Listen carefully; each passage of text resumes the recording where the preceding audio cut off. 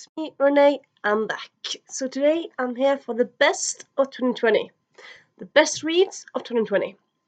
I'm calling it best reads because there will be both books from this year, but also books I read this year. So it's not simply books from this year it's published, it's books I read this year. Sorry. I still have a teeny tiny bit of a cold. It's getting slowly better. And yeah, I'm wearing a nice dress because I had company all the day. And so I was like, I want to film well in this dress. So yeah. Most of the books I have here, some of them are library books, some of them are audiobooks, and some of them are in the other room. And it's raining. I don't know if you can hear it. No. Oh, anyway, it's raining and windy outside, so I can't bother to because the other room where the other books are, you have to go out and then inside. And I'm gonna do that. Not now. So I'll show you some solution to that when it comes to that. And a moment. I have this great tea that's kind of like a herbal tea. Well, it's kind of like a coughing tea. It's kind of like I suppose maybe it's known. You know that herbal pill, Ricola? Well, that is also available in tea form. So that's what I'm kind of using today. And yeah, it works wonders. And it's so tasty. And yeah, let's start, shall we? And yeah, I'm just gonna start like as usual, just kind of pick books up. As with usual, really, I don't really rate. Well, don't really rate. I don't really do a list of like best to worst. It's just the best. So all these are amazing reads I read this year. Well, either amazing or they're pretty much amazing. Some of them are 4 stars. Most of these are 5 stars. And yeah, let's start. First, we have an Ebola Rum by Wayne Curtis. So this is both the history. Well, it is the history of rum, but like because it's the history of rum, he also like talks about who made the rum, where it was made, where it was sold, who used it, who bought it, all that stuff. And it's kind of from.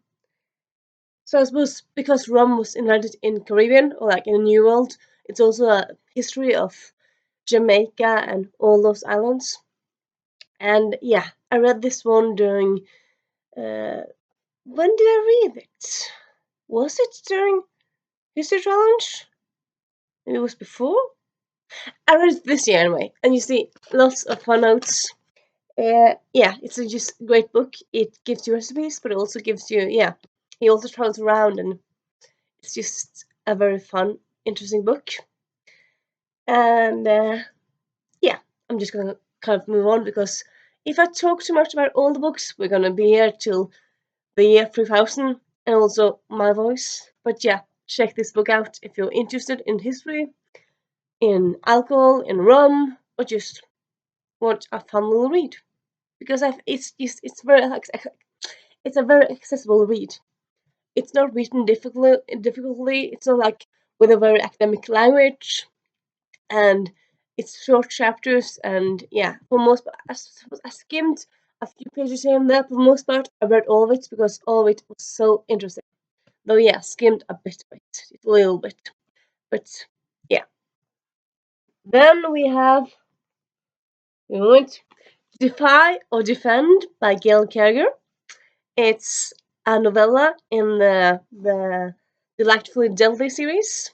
I actually have a review of this book on my channel. I'll link it down below. If there's books that I have reviews for, I'll link them down below. Kind of obviously, but I'll just say it. And yeah, and usually these novellas, okay, so there's like a series of short stories set in a Delightfully Deadly series. So these characters, they used to be spies, or they either used to be spies or assassins. So they have like these, sorry, a very fun very fun abilities and talents. But every sorry, each of these stories is like the protagonist's love story when they meet someone and they fall in love and it's happily ever after. And usually it's kind of they do that in 80, maybe 100, 110 pages. This one is longer. It's actually 245 pages. But it does not drag on. It's just amazing read. It was also perfect that it was published this year because it's so cute and heartwarming and but also relevant, and it's just a perfect read for this a-hole of a year. And yeah, check this book out. Just amazing. It's set in the world of like Gallico and the Personal Protectorate, but it also stands alone, so you don't have to read all the different books to enjoy this one. You can read it alone. No, yeah. Alright, then we have the book lovers, Miscellany. So this is like sorry. As you would suspect, it's a very short book, non-fiction book about like different facts about books. So it's like banned books. There's the first book printed in English, literal families, youngest debut of actors, all these different funny, really facts about books. And yeah, it's just short, but also so delightful for any book lover or anyone who's interested in history, I suppose. I got it for Christmas, sorry, for my birthday, and yeah, it was a great, great birthday gift, as it was a good guess. And then we have Pride by Tim Tate with the LGSM. So as you probably see from the cover, it looks like very much like the movie. So okay, so the movie Pride came out in 2014. What you might not know is the movie Pride, I suppose if you've seen it, but yeah. Anyway, the movie Pride, it's based off real life events in Wales and England in the 1980s. And this book, the author of this book, he introduced the real life persons that were portrayed in the movie. And yeah, it's just so it's both like the interviews of them, their childhood, but also like what happened during the movie and after and all that stuff. Often, if you read a book that's based around a movie after you've seen movies, uh, like already know the story. It's not that interesting. Like I suppose unless the movie and book are completely different.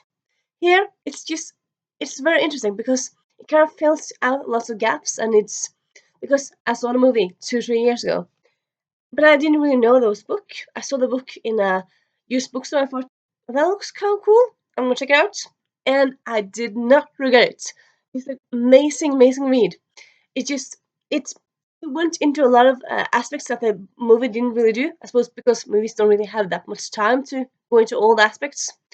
This one I would say like it goes into history of UK politics, of UK history, because it both tells you about like how stuff happens, because there's lots of things that kind of predates what happens in this book, or like what they talk about. And so it's about both about that. It's also about LGBTQ plus history, and it's just an amazing, amazing nonfiction read. So good. And there's also some photos of like what they did and stuff. So yeah, it's just a great, great read. Definitely on my all-time favorite nonfiction read, and all-time favorite reads ever. But anyway, definitely one of my favorite reads of this year. Yeah, also, since this video is gonna be containing a lot of books, I'm a bit unsure if I'll link them all in Doobly because there's a lot to link. I'll see, but I'm a bit unsure. Like, I suppose I understand why people want links, but like, you can pause videos and see. So I'm not sure what I'll do yet, but might not. So yeah, be warned. Then we have Stamped from the Beginning by Jason Reynolds and Iran X. Kendi. So I actually saw, okay, so this book is based around Stamped by Imran X. Kendi. Imran X. Kendi. And then Jason Reynolds wrote this one, which is kind of a YA version of the Stamped book. The Stamped book is 500 pages, This is 100 and 250 something, so it's quite shorter. It's the same it's the same story. It's just kind of dense and shortened, as of course, like often when you rewrite stuff for different audiences. And yeah, I tried, as I said, I tried first to read Ebola Rum. Well, I tried first to do it in audiobook, the adult version. I thought it was kind of dense and big and long, and I was just way too intimidated by it. So I thought, okay, I'm gonna get this version. And yeah, I'm very glad I got this because it was just very accessible and very fun to read. And yeah, it just opened my mind to lots of stuff I had no idea about. And yeah, it's very impactful and powerful, but also fun and interesting, and all the good adjectives really. Definitely, highly recommend it. Not the only one, but yeah, highly recommend it. If you haven't read it, definitely do. What is something else? Yeah, me being Norwegian. Little story time here. Yes, again, I'm Norwegian. I do really know English, but I'm Norwegian. We learned a bit about slavery in the US, but I can't really remember learning that much about it really.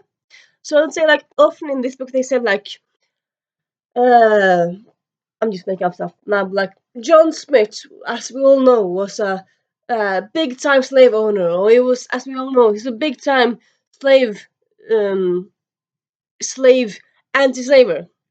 And I'm like sitting and like, do we all know that? I've never heard of this guy.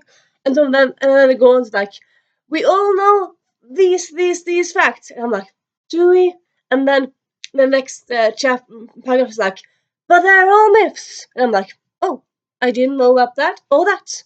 But I suppose that doesn't really matter because I'm enlightened now. So I think reading this would probably be very different if you're American or raised in the States, or if you went to an American school, because yeah, I didn't really learn all this really stuff behind this. Like, for example, Harriet Tubman, I didn't know about her existence before like 3-4 years ago, so I had no idea she was like a person. I suppose this could be just me going to weird school, but I don't think it was that common to learn about this in Norway. I saw someone who said that they did. I suppose maybe it depends also like what age you are. Anyway, yeah. So that was anyway my experience. Great read. Then we have, you know what? We have time for tea break.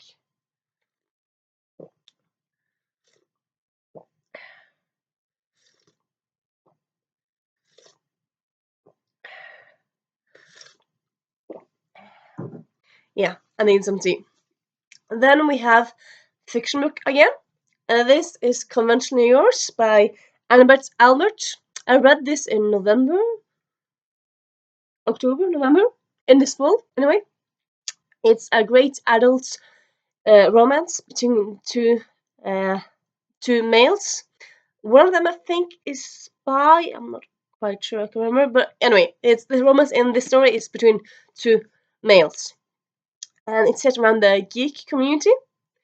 And they're both like early 20s, like 23, 25. So they're, I suppose it could be called new adults, but the new adults isn't really a thing anymore, according to Alexa Dunn and people. So I suppose, yeah, that's kind of the age gap, the age target. Well, sorry, the age.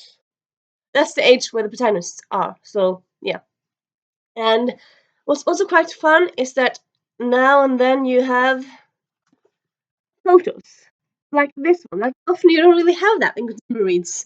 So I really loved having that. So that's quite fun. And yeah, it's just amazing read. One of the characters has ADHD, I think.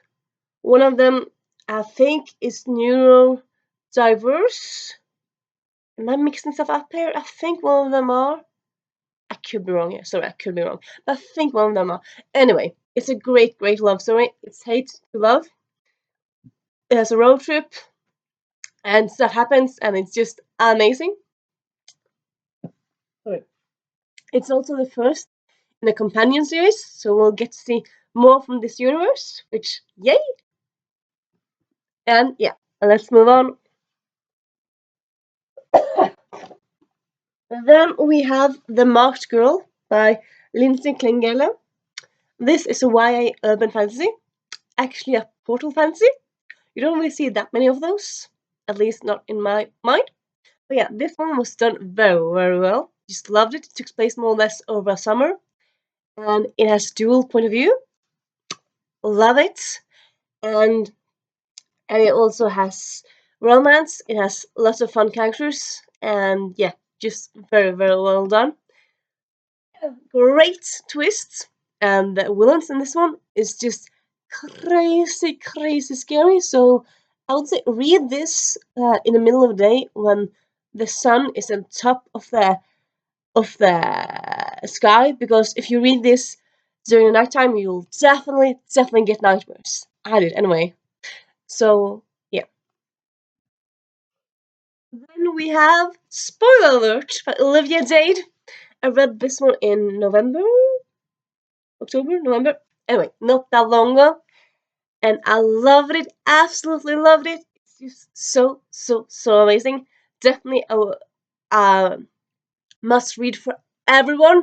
Everyone must read this. I mean, everyone needs to read it. It's adult romance. One of them, April, is fat. There's dual point of views, and it just has all the great release stuff, and it's just amazing, amazing. And yeah, read it, read it. Now sound like a frog. Read it, read it, read it. Anyway, also a little bit fun, but yeah. So, side note, but yeah, side notes. We also have this Olivia Dane. She lives now in Sweden with her husband. I'm not quite sure if her husband is Swedish, but anyway, she lives in Sweden. Sweden, they have a high rate of coronavirus illness, like deaths. So I'm crossing my fingers like daily that Olivia Dade does not get coronavirus, because I need more books from her. Definitely. I mean, she can't die. Of course, yeah, no one should die from coronavirus, but yeah, I hopefully she'll miss the coronavirus train. Ah, this is being silly. Moving on. And then we have Diary of a Confused Feminist by Kate Weston. This is a debut book by this author. Still haven't heard anything more about like if she's writing any more. Hopefully she is. Kate Weston, she used to be a stand-up comedian because before she wrote this book. And so that really shows, because this book is very, very, very funny. Read this in public, but be warned, because you'll laugh so much you'll pee or fall off your subway train, like your subway chair, because it's so funny. But it's also quite heartfelt and real and realistic, and just all the good stuff, and it's just, yeah, amazing, amazing read. Definitely a book I want more people should check out. Definitely is. Then we have Kindred by Octavia E. Butler. This is a book that came out long ago, so I'm very long to this party, very late to this party. But yeah, Kindred by Octavia E. Butler. It's a time travel. What would you call it else? It's not directly romance. It's time travel drama. I would say yes, time travel drama, because okay, so the main character, Dana, she time travels to the past, and she discovers very soon that it's her ancestor. And because Dana is black and her ancestor is white, when she gets time travel to the past, she has to pretend to be a slave and stuff like that.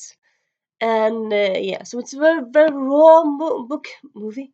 It's a very raw book, I would say. Very, very raw. It's also funny and fun here and there, but mostly it's very raw. So it's not really a book that you can like enjoy. I suppose you can enjoy it, but it's not a book like I'm gonna enjoy myself with a cozy, nice, heartwarming, just unproblematic book. No, you can't read this, because this book will make you cry and make you stare and just like make you like, my God, just, just kind of cry and obsess over the problems of the world, and how bad things used to be and still are, and it's just amazing. But also, I suppose sometimes books. It's good to have books like that where you stop and you really think and you have to consider it, and like the book changes your life, your whole worldview, and this book definitely does that. And then we have A Hope Divided. It's similar, sort of, to Kindred in a way that it's about African Americans in the past. This one is set in the during Civil War, and it's actually also it's a romance between African American Molly and forgetting people's names. Ewan McCall. So Ewan McCall is a Scottish, yeah, he's a Scottish American, and Molly is African American, and so they meet during circumstances. I'm not gonna say more. I'm just gonna say they meet, and they fall in love, and issues happen. But also, like they also have like very many issues outside. It's not pure romance, but it's not pure drama either. It's very much of both, I would say. And it's not really said on paper, but I have a feeling that Ewan, the love interest or like the male protagonist in this book, has neurodiverse in some way, because he seems to me either to have mild autism or NDL, because I can really like relate and like pick up some parts of it here and there. And I suppose even if it's not on paper, it just kind of reads that way, and I really enjoy that aspect. I think that's kind of slightly why I think I like this just slightly more than An Extraordinary Union that I also read earlier this year. It's not on this because it's not. I suppose I don't really have a reason because I read it this year. Okay, An Extraordinary Union. Just imagine it, the cover being here, and yeah. So that's also like they both go together because they're the same series. So I'm just gonna, yeah, can imagine that book here. So yeah, this book is a definite must read. Amazing read. I would say though, maybe like I would say this one is more like a bit more entertaining, and then this is a bit more like hard hitting, like boom, boom, boom. So yeah, just so you know. Not that something's wrong with hard hitting like Kindred, but it's not a book you need all the time. But yeah, I'm getting away here for myself here. But yeah, soon actually finished. Well, finished is. Then we have Keeper of Lost Cities by Sharon Messenger. So this is the first book in her middle grade series, and it's quite huge. I suppose middle grade books often are huge lately. These last 20 years, they're often bigger. Like teens and preteens often read longer and easier than they used to many years ago. So yeah, it's just an amazing book. It's a great and very fun original world. It's great, lots of characters, both fun and funny, and also dramatic. And the villain in this one, my god, the villain in this one is like, Shannon Messenger, are you trying to give 12-year-old nightmares? Because the villains in this one gave me slightly nightmares. And I'm 28. Like, Shannon Messenger, are you not scared you'll get some burns on your back? Because this book, well, I still bought the sequel, which I'll put there somewhere. So yeah, even though the villains currently are scary, I definitely am keeping up with the series, because the rest of it, well, I suppose villains being scary is not really a bad thing. So yeah, it's often a good thing though. It's, I suppose, good and bad, because you don't want nightmares, but you also want good villains, and often scary villains often are good villains as well. I suppose if not scarily bad, but yeah, this one, check it out. Then Then we have both The Secret Chapter by Genevieve Cogman, also The Dark Archive. So this is book, does it say here? Okay, so anyway, this is book 6, and this is book 7 in the Invisible Library series. So the Invisible Library series, a book as in people, well, a series as in people talk about lately on this fall on Bookshare, but I've never really seen people talk about it everywhere. It's definitely a book, a series people should check out.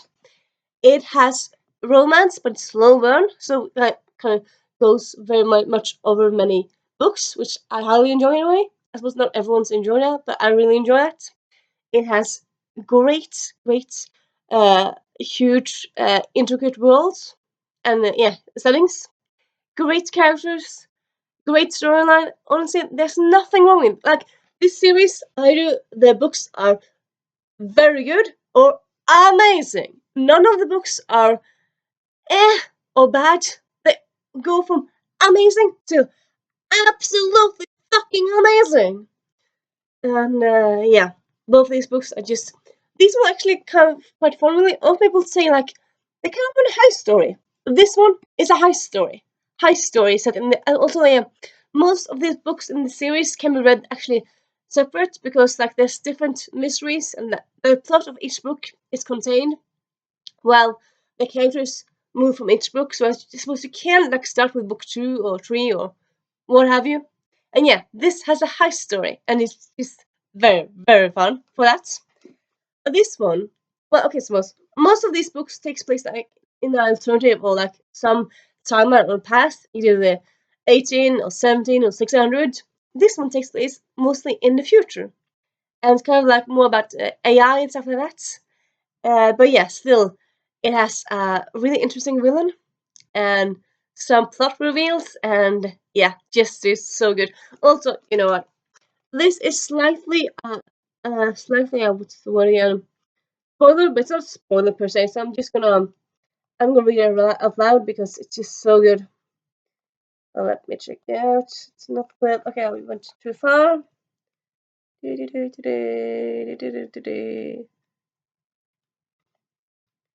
Let me check it out.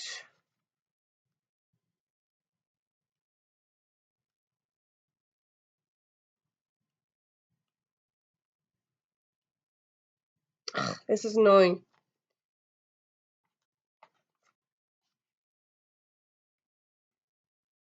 Want to know? Okay, let me check it out. Soon, I'm soon gonna give up, but I think it's here somewhere.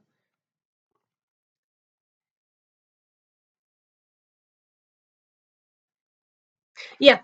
Okay, so this, I suppose, again, it's slight spoiler, but it's not very much spoiler. So I'm just gonna read it aloud because this passage is just so made me giggle. Well, a slightly laugh high. It was just so fun.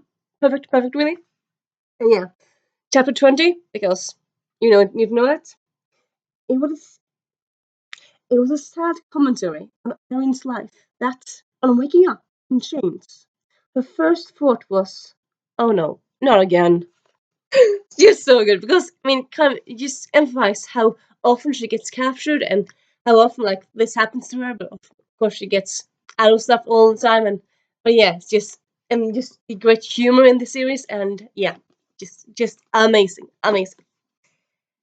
So yeah, now we're soon but we still have two more. Well, I kind kidding, but wait me a moment, and with me.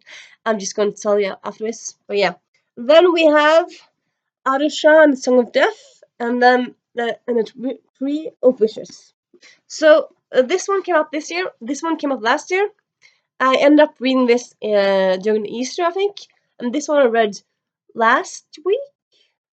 I think it was last week. No, earlier this week. Yeah, earlier this week. So yeah, both of these are just very good. This one say like it's very good. This one is amazing. Just that cliffhanger and just the book and one chapter is just like oh, it's just so heartfelt and heartwarming and oh so tender and just bittersweet but also so good.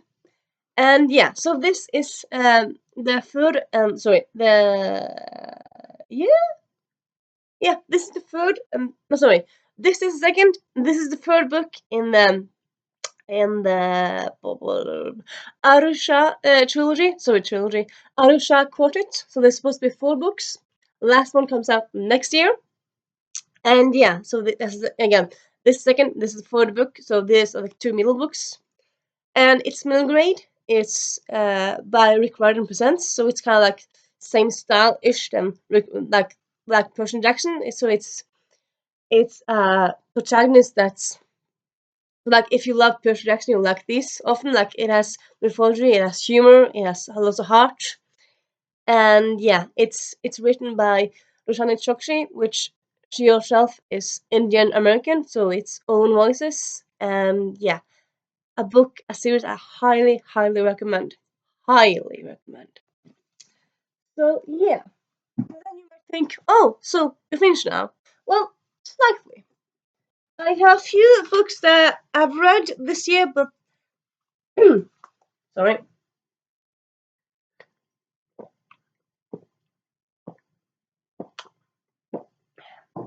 A few books that I read this year, but I that I for some reason don't have here at the moment. So some are audiobooks and etc. So one is the rosy results. I talked about this one in the vlog from earlier this week. Well, sorry, earlier last week. This week I'll film it. I'll link that down below. But yeah, the rosy results by Graeme Simpson. He's an Australian author. It's an adult book. It's the third in the trilogy, the Rose Project trilogy. It's about Don Tillman. He seems to be on the spectrum, but he's kind of figuring out for himself, like, is he on the spectrum or not? And it's about, the first book is about him finding love. Second one is about him, like, kind of coming more into himself, I suppose, in a way, or, like, issues. And the third one is about him kind of figuring out how to be a good dad. And yeah, it's just a very funny book and very relatable, and yeah, definitely check it out. And then we also have, let's say, like, we have one of them here. No, I don't. Not really sure where these books are. Sorry, but Uh, I also have on my list Nigrinov by Ari Calver. I talked about this one in Nonfiction November. It's a book by a Norwegian comedian, and he writes about Norwegian constitution because in 2014 we had a 200-year jubilee, because in 1814 we had a constitution was made. Oh, yeah, made. And so in 2014, Ari Calvo, this comedian, he wrote a comedy book about like dissecting the constitution and like making a new constitution for the future. And so it's slightly like, well, it's satirical, but also like slightly serious, and it's just a very fun, very interesting take on laws and Norwegians as a society and stuff like that, and very funny. It is Norwegian, so you probably won't be interested in it because it's very like it's very Norwegian focused and stuff. But yeah, it was one of my favorite reads this year, so I have to like talk about it. Then we also have Tash Harch Tolstoy. I forgot to write down the author of this one. I'm bad, but anyway, that's YA contemporary from 3 or 4 years ago. Not quite sure. Anyway, so the protagonist in that one is asexual, and I hadn't really read that many books with asexual protagonists, and that was very like interesting to like be inside of the head of an asexual protagonist. Kind of made me understand, I think, a bit more like what asexual means and what it entails and stuff like that. So that was very interesting.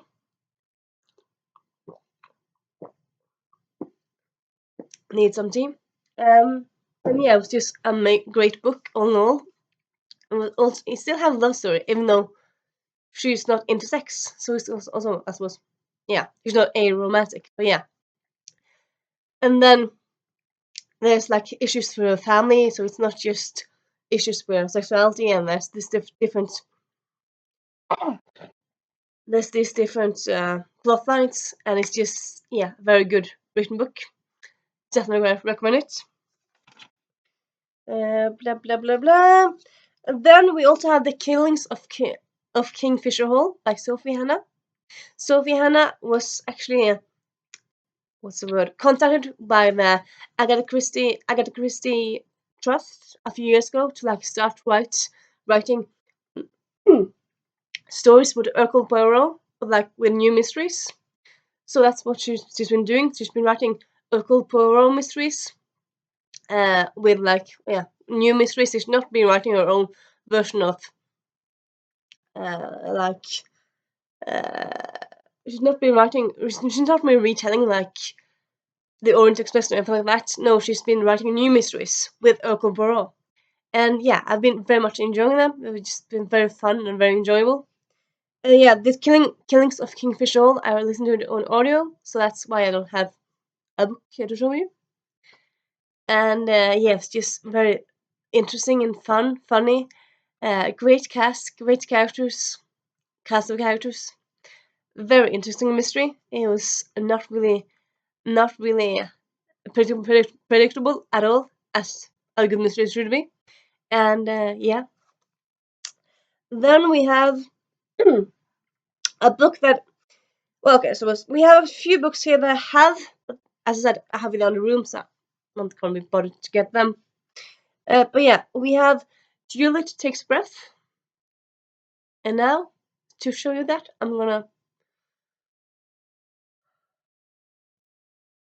try to illustrate the cover. Because, you know, taking a breath.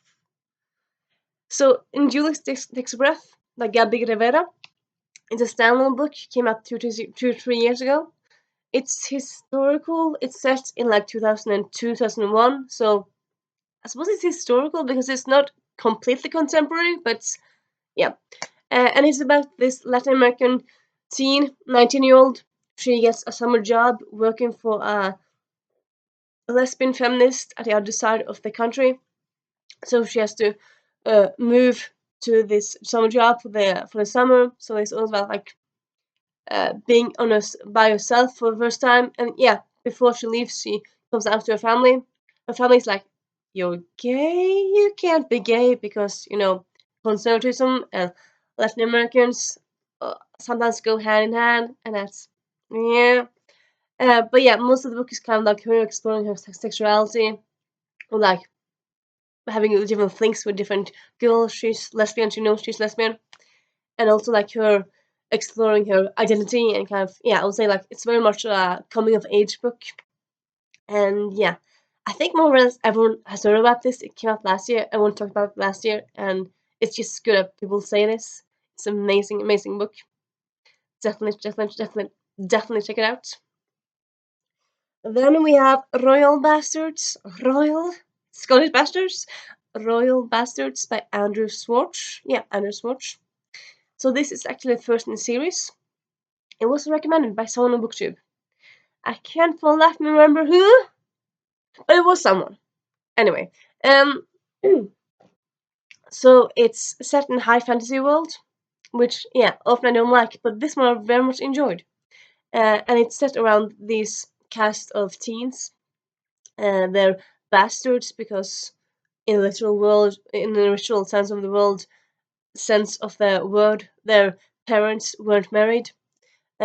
Some of them, yeah. So most of like these cast, they are they are bastards because they're kids of lords, so they grow up in richness and all that stuff, but they still won't get to inherit.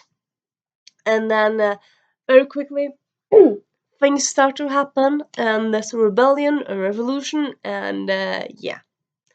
It's a great book with great romance, great twists, and yeah, very good book. Very excited to get to the next book.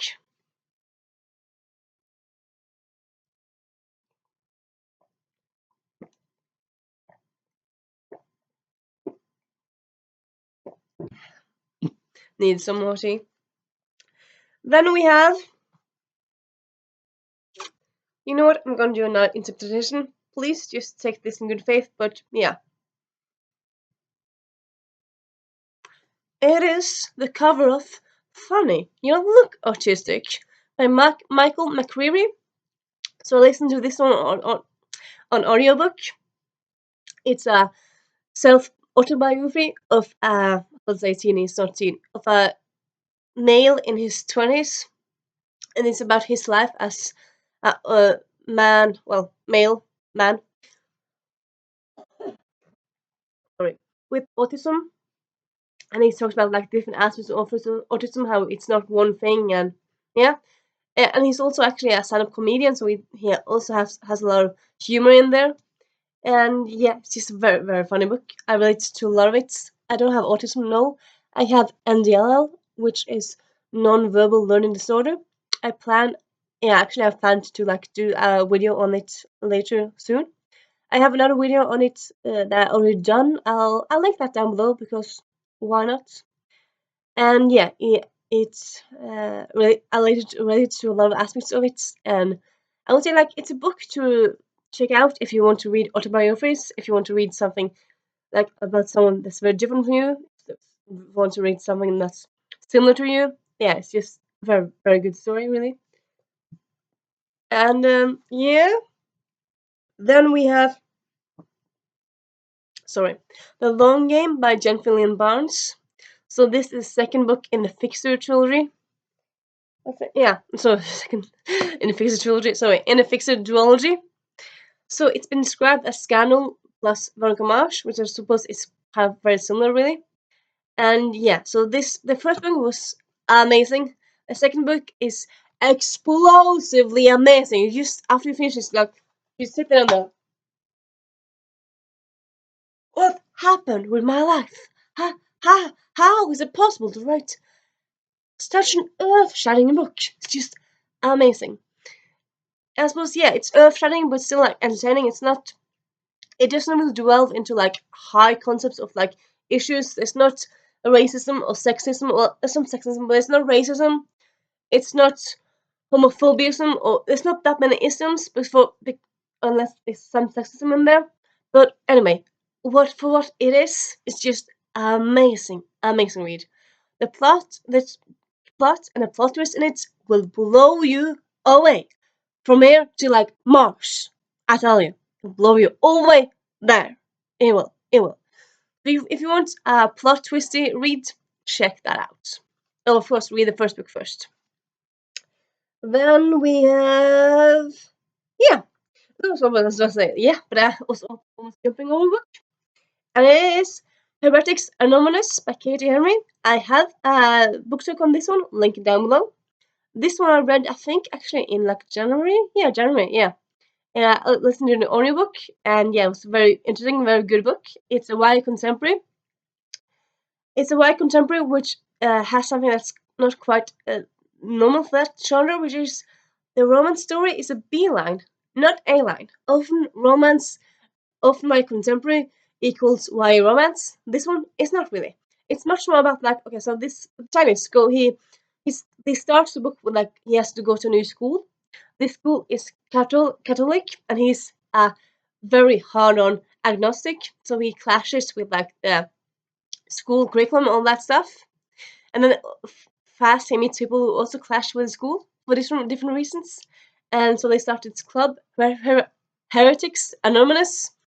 And yeah, it's just very good, like very, I would say, like very uh, kicking it to the man book, like very protest book in a way. Like they protest and they stand up for what they believe in. Like they sort of demonstrate, and yeah, just very, very good book. And then lastly, we have Unpregnant by Ted Kaplan and Lizzie, I will say that, and Jenny Henriks. So this one actually got made to a movie. I'll link the movie link down below. Well, to the IMDb page. And yeah, this is actually a comedy about sorry.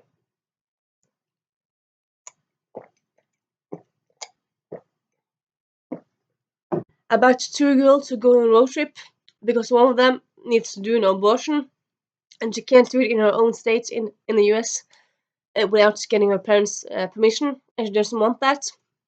So it's actually like a comedy of all the people like they meet on the way, but it's also like serious because like, oh, um, um, I'm pregnant and I don't want to be pregnant, like all this stuff. So it's both raw and real, and like face you with all these issues. At the same time, it's just so funny. I haven't seen the movie yet. I very much want to. It seems to like hit those funny elements of the book, and yeah.